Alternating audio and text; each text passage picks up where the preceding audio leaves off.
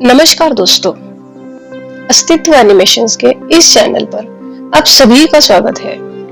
आज का वीडियो प्रस्तुत करेंगे वास्तुशास्त्री श्री राजेश जी। विषय होगा वास्तुशास्त्र परिचय। वास्तु यानी घर, भवन और शास्त्र यानी साइंस, विज्ञान।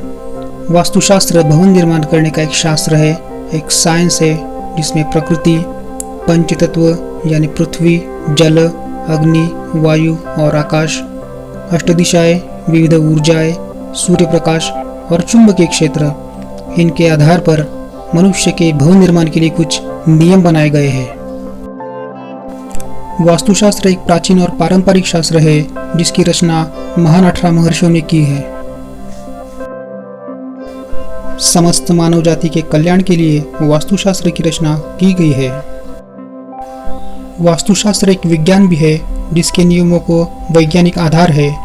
जैसे कि सवेरे सवेरे सूर्य की जो किरणें घर में आती है उनमें डी जीवन सत्व के साथ रोग प्रतिकारक शक्ति भी होती है, जिसके कारण त्वचा के बहुत सारे रोग दूर हो जाते हैं। इसलिए वास्तुशास्त्र इन प्रकाश किरणों का आग्रह करता है। इसके विपरीत दोपहर के बाद सूर्य की जो किरणें घर में आती है वो अति तीव्र और दाहक होती है, जिसके कारण घर में वास्तु दोषों की उत्पत्ति हो जाती है। इसलिए वास्तुशास्त्र इन प्रकाश किरणों को रोकने का आग्रह करता है। वास्तुशास्त्र हमें ये बताने की कोशिश करता है कि हमें किस प्रकार के घर में रहना चाहिए ताकि प्रकृति की पोषणकारी ऊर्जा हमें प्राप्त हो सके।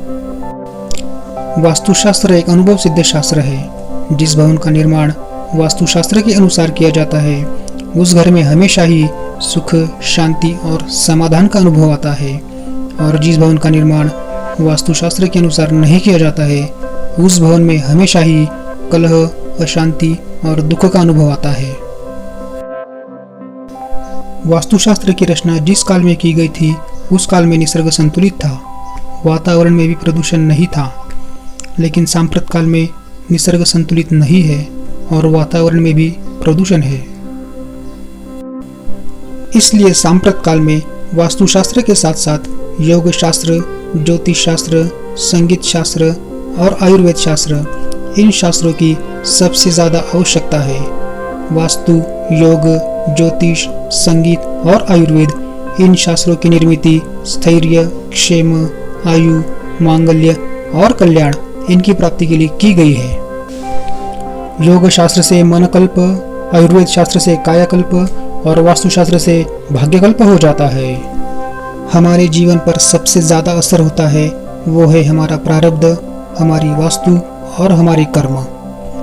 प्रारब्ध में हम कुछ बदल नहीं कर सकते हैं, लेकिन हमारी वास्तु अगर शास्त्र के अनुसार है और हमारे कर्म अगर अच्छे हैं तो जीवन में आने वाली दुखद घटनाओं से हम दूर रह सकते हैं। वास्तुशास्त्र एक प्राचीन शास्त्र भी है जिसका रामायण और महाभारत में भी संदर्भ आता है। प्रभु रामचंद्र की जो अयोध्या थी उसकी रचना वास्तुशास्त्री मनु ने की थी, और राम सेतु की रचना विश्वकर्मा जी के पुत्र वास्तुशास्त्री नल ने की थी। श्री कृष्ण की द्वारिका नगरी की रचना विश्वकर्मा जी ने की थी, और पांडवों की इंद्रप्रस्थ की रचना वास्तुशास्त्री मय ने की थी। प्राचीन काल की भवन रचना और आज की फ्लैट सिस्टम, इनमें बहुत अंतर है, बहुत फर्क है।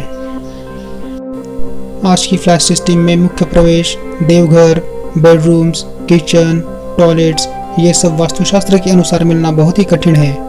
फ्लैट सिस्टम में कट्स, एक्सटेंशंस बहुत अधिक होने के कारण वास्तु दोषों की बहुत ज़्यादा उत्पत्ति हो जाती है। वास्तुशास्त्र एक ऊर्जा शास्त्र भी है जिसमें वास्तुपुरुष मंडल, अंग देवता, आवरण देवता, विक्षेप देवता, मर्मस्थान, ग्रह, तत्व, दिशा, देवता, ऊर्जा, इनको बहुत अधिक महत्व है। पारंपरिक ग्रंथों में वास्तुशास्त्र के लिए कहा गया है अकाल मृत्यु हरणम सर्वव्याधि विनाशनम।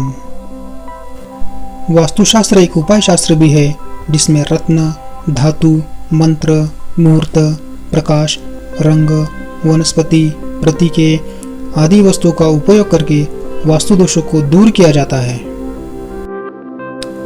हमारे शरीर में 7 चक्र होते हैं जिन्हें हम ऊर्जा चक्र कहते हैं। मूलाधार, स्वादिष्ठान, मणिपुर, हृदय, विशुद्ध, आज्ञा और सहस्रार।